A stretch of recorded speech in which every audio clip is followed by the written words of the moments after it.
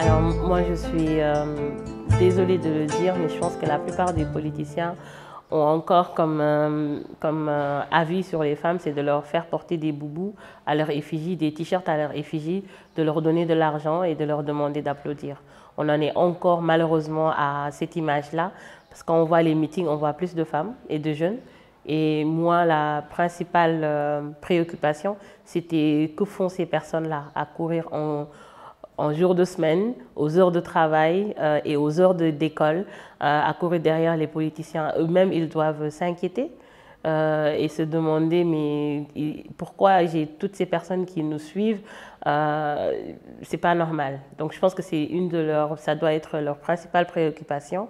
Après, c'est à la mode maintenant de dire qu'on fait la promotion de la femme, des jeunes, etc.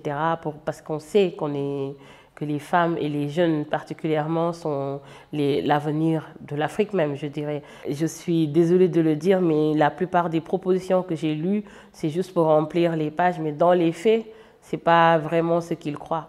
C'est mon avis.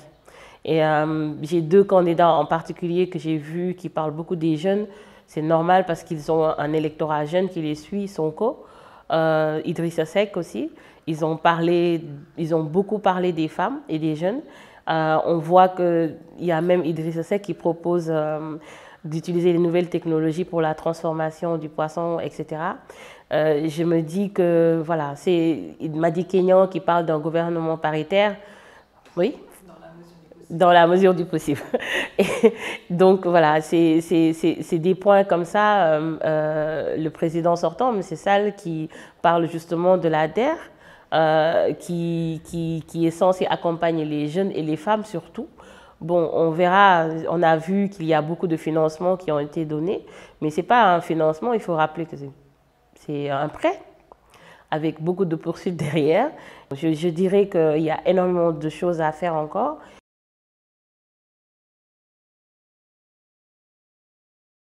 Ça, c'est pour une frange de la population. Et c'est pour, par exemple, nos mamans qui font du séchage. Je me dis que ce n'est pas obligé de recréer la roue. Dans le cadre de mon travail, à la FAO, je rencontre des techniques qui permettent de justement utiliser les fours artisanaux, qui permettent justement de transformer le poisson, d'en faire du poisson fumé, de se protéger aussi, parce qu'il faut le dire, elles utilisent des techniques qui ne sont pas évidents pour elles parce que ça met en danger leur santé, etc. Donc c'est important aussi de voir comment on peut changer cela. Mais si on propose entre la proposition, la réalisation, la formation et l'exécution, parce que quand on dit nouvelle technologie, même si c'est simple, c'est des personnes des fois qui n'ont aucune formation. Donc il faut penser à la formation, à comment les accompagner aussi. Et donc, c'est important de prendre en compte tout cela. Et moi, je me dis, si c'est juste ce domaine-là, il n'y aura pas un réel impact, peut-être pour les personnes qui seront visées, mais pour moi, ça commence très tôt. C'est donner une nouvelle façon de voir, une nouvelle éducation à toutes ces jeunes filles-là.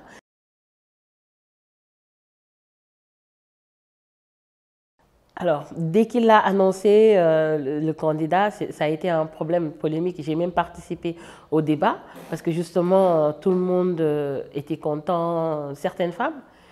D'autres étaient un peu dubitatives en disant que c'est un moyen de mettre au placard les femmes parce qu'aucune entreprise n'acceptera d'avoir une employée qui reste 6 mois sans être payée. C'est assez délicat. Certains ont donné l'exemple d'autres pays comme le Canada, mais après recherche, quand on calcule, on se rend compte que ce n'est pas 1 an de congé maternité qu'elles ont, mais c'est des congés partagés avec le mari, il y a des calculs qui se font, mais au finish, ce n'est pas du tout 1 an de congé maternité qu'on a.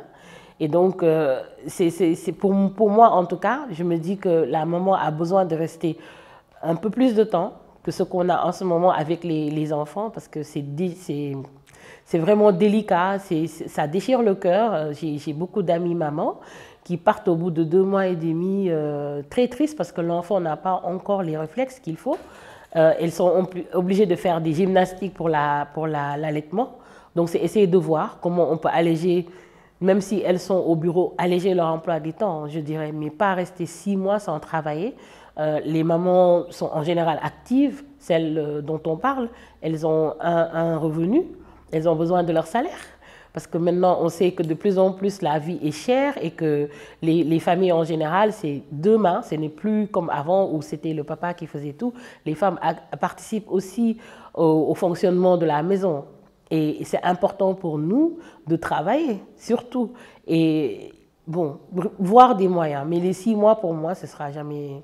C'est une belle proposition. Si c'était dans un monde où on nous laissait après récupérer notre travail et aussi avancer, mais il y a des risques. Beaucoup de femmes disent que c'est un moyen de perdre, on risque de perdre notre travail si on reste aussi longtemps.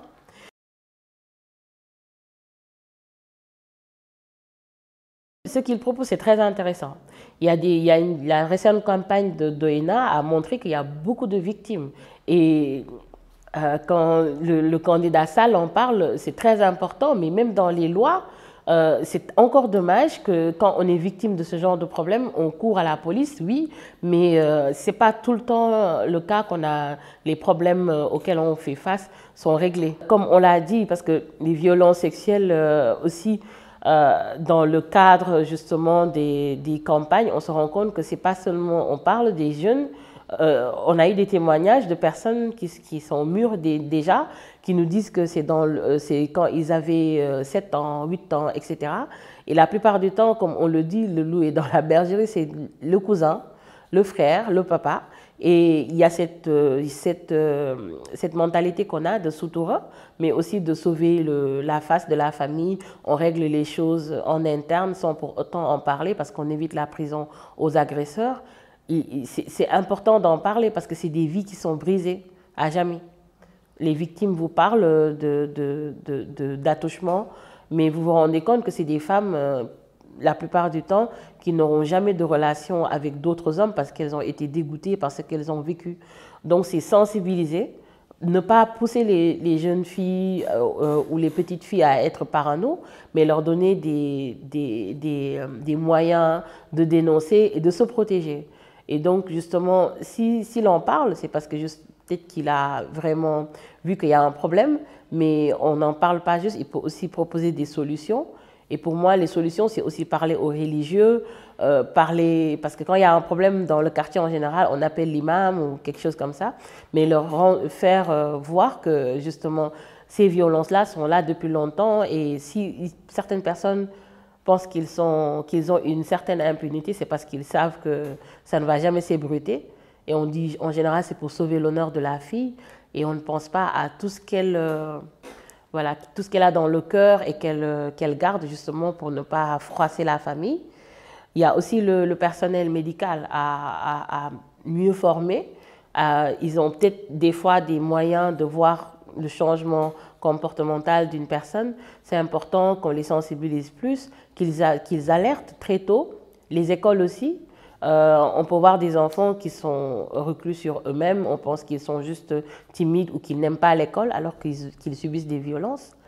Ce genre de proposition doit s'accompagner d'une collaboration avec la protection de l'enfance, la protection des victimes, parler aux victimes et sensibiliser les gens sur le fait que quand quelqu'un témoigne, c'est pas qu'elle n'a pas de soutoura, comme on dit, qu'elle n'est pas pudique, c'est pour ça qu'elle parle de son viol. Elle en parle pour sensibiliser.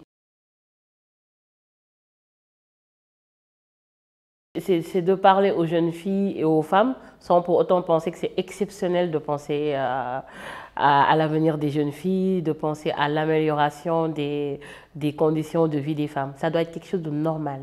Et je le dis très souvent parce que c'est comme si quand on prend la défense des femmes, ça doit être exceptionnel. On est le guerrier qui pense enfin aux femmes.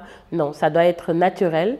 On ne doit pas, comme on dit, nous mettre en avant comme un trophée du genre oui, on respecte la parité, on respecte les droits des femmes. C'est pour cela qu'il y a plus de femmes dans le gouvernement, il y a plus de femmes, etc. Ça doit aller plus loin. Pour moi, on doit mettre en place, faire confiance aux femmes. On le sait, on est dans le milieu professionnel, on a encore beaucoup de combats qu'on mène pour qu'on nous respecte plus, pour qu'on nous donne plus de voix. C'est juste que ce président-là soit l'allié des femmes, pas exclusivement nous donner tout, mais mieux accompagner les femmes sur tous les plans, pas seulement un financement de 5 millions ou de 2 millions et c'est bon. pas seulement penser qu'on doit accompagner les femmes qui sont dans la transformation. Il y a beaucoup d'autres femmes qui ont envie de faire plus et qui ont envie d'être écoutées, mieux les écouter et aller à la base, c'est-à-dire donner plus confiance aux plus jeunes et croire en elles, je dirais, en ce qui concerne les femmes. C'est important pour moi. Et je le répète, ça ne doit pas être une exception quand on donne la chance à une femme. Elle mérite cette chance parce que les femmes se battent chaque jour pour mériter leur place. Ça ne doit pas plus être une exception, ça doit être naturel.